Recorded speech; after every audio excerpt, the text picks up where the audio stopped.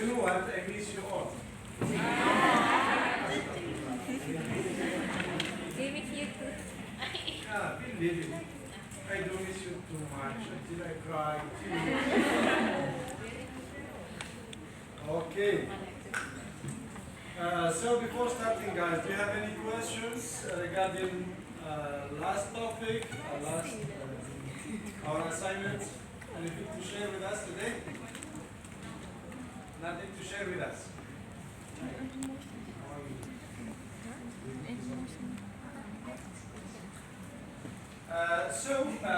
Today this is our topic. We're going to talk about stress management, right? This is our focus today. Of course, the last topic was about emotion and mood, right? So this is, unfortunately, it was online. But one day we'll back to these topics, online topics. We have to talk about them a bit. At least we have to summarize, right?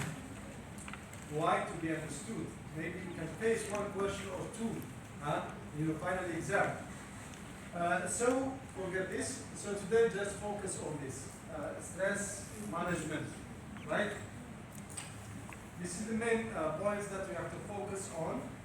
This is the learning objectives. We have three learning objectives. The first one is we have to identify the potential environmental, organizational, and personal sources of stress, of course, at workplace, and also the role of individual and cultural differences, right?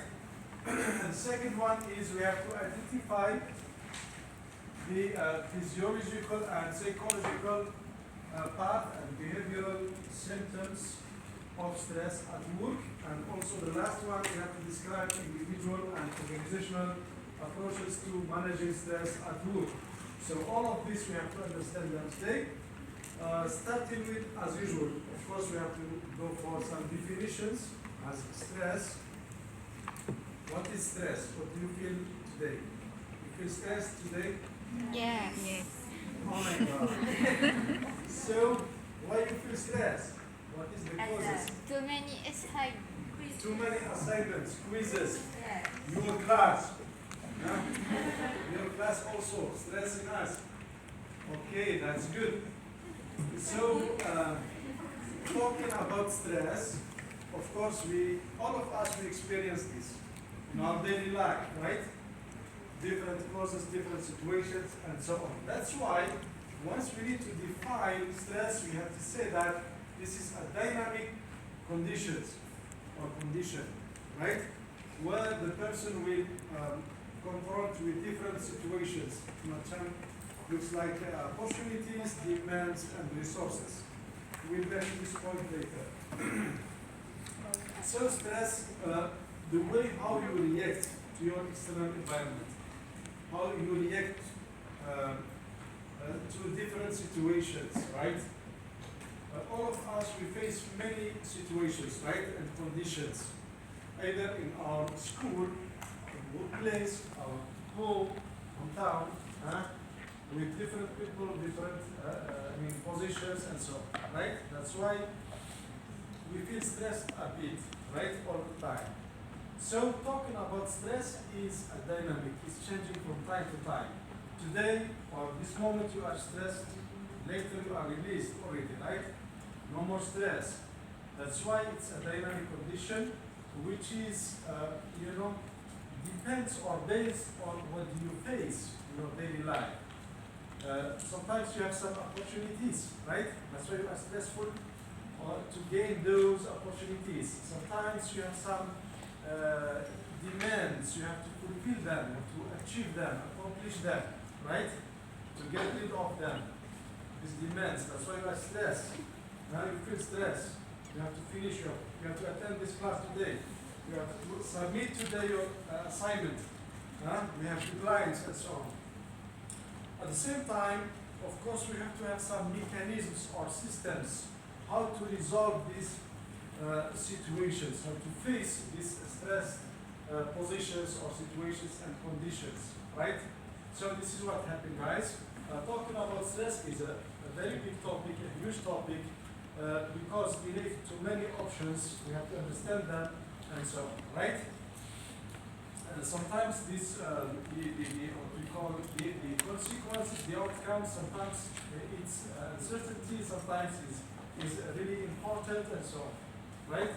That's why once we talk about stress itself, we have to define, we have to distinguish between three terms, right? Eustress, distress, and depression. We have these three options, right?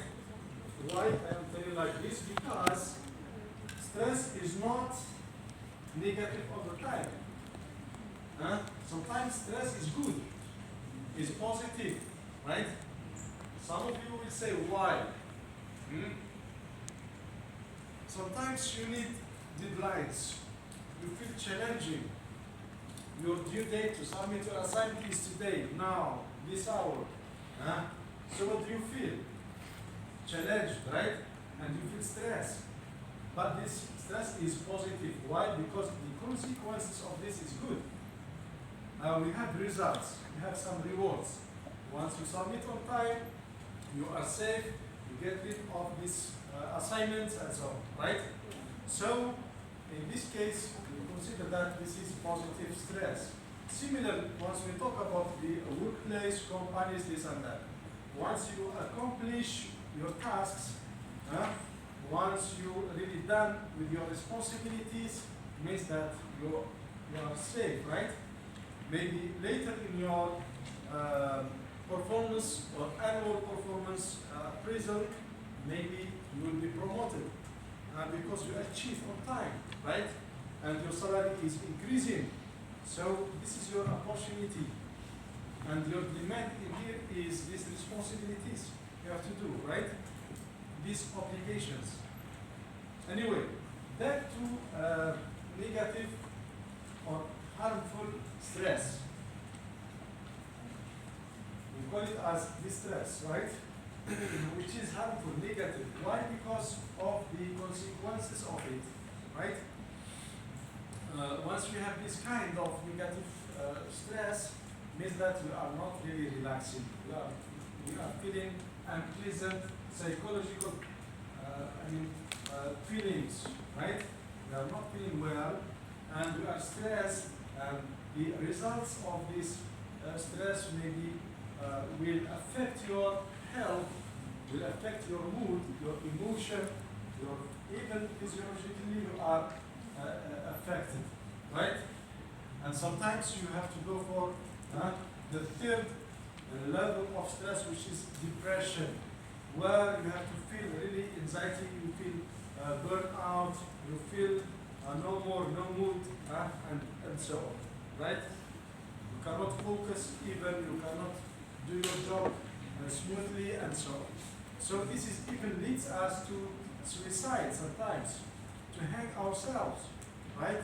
Why? Because you reach the maximum level of stress, right? Which is really harmful and negative, has negative effects, right? Anyway, talking about stress at workplace, some researchers or some studies found that work is the major cause of stress. Work itself, right? It's not about health concerns. It's not about family responsibilities, right? But it's about work itself. Why? Work itself because we are facing so many challenges every day. We have to do this, we have to achieve this, we have to accomplish this, we have to do this task, that task, we have to deal with people, different people, our employees, our bosses, supervisors, managers, this and that. So once we deal with all of this within our jobs, of course, this is stressful, really stressful. And if you experience this, if you have some experience, you know what I'm talking about, right? Anyway, this study is made, of course, covers very huge areas and a big number of companies. That's why they come out with these results, right? Anyway, talking about your level of stress. What is your stress level? Is it low, very low, high level, this and that. This depends on your areas, your environment, right? That's why once we talk about satisfaction, for example, we are targeting our environment, external environment, psychological, physiological environment, and so on. Then you have to get what we call satisfaction from the work itself, from your job itself, right? Anyway, forget this. Once we talk about stress in general, we have to talk about demands and resources. We know opportunities already, right? We have the opportunity to be promoted, right? But what is the demands to be promoted, right? You have so many obligations and responsibilities, right? You have so many tasks that you have to analyze, right? So in this case, we have to have some resources, means that systems or mechanisms that allow you to resolve all of these demands, right? How to deal with these demands. That's why once we talk about resources, we can say that this is under your control as individuals, right? Because you can use them in resolving demands. You understand, guys? But once we talk about demands, this is out of your control. This is our school tells us like this. You have to have assignment. You have to have final exam. You have to attend your classes face to face. So this is our obligations, right? But how to resolve this, how to deal with this, how to make it really clear and smoothly transmitted this and that. So it can be, it depends on individuals' control, right? Anyway, in this case also, sometimes talking about stress, we have challenging stressors and we have hindrance stressors. This is like factors, right? Hindrance stressor and challenging stressor. Challenging stressors means that we are talking about your task completion. We are talking about time urgency, deadlines of your assignment, of your responsibilities. Means that this challenging stressor always positive. Why? Because it's challenging us to do so, to perform very well, right? It's not really equal to hindrance stressor, where we have, for example, some factors that really preventing us to reach our goals, right? For example, your office politics or rules, policy. For example, the ability, or let's say that your responsibilities are not really clear, right? The expectations of your responsibilities are not clear, nobody understands, right? This is some of the hindrance and stressors that really increasing your level of your strength. Strength is pressure, right? So in this case, of course, you can say that what we call hindrance stressors will lead us to be more engaged, and demotivated, not dissatisfied, and so on, right? We are not really committed to our company. But once we talk about what we call challenging stressors, in here we are really motivated and we are just willing to achieve, because this is where we have to prove ourselves that we are really qualified, right? You understand, guys? Anybody has questions, please? Anybody ask questions? Nobody? Nobody understands? Okay. Nobody, yeah, that's good. Because coming from numbers to this speech are quite different. So guys, in total means that once we are really challenged by some factors, means that we have opportunities to prove ourselves, to achieve more and more, right? Which is going to affect our performance level, our increasing our stress, but positively, right? But once we talk about those things that are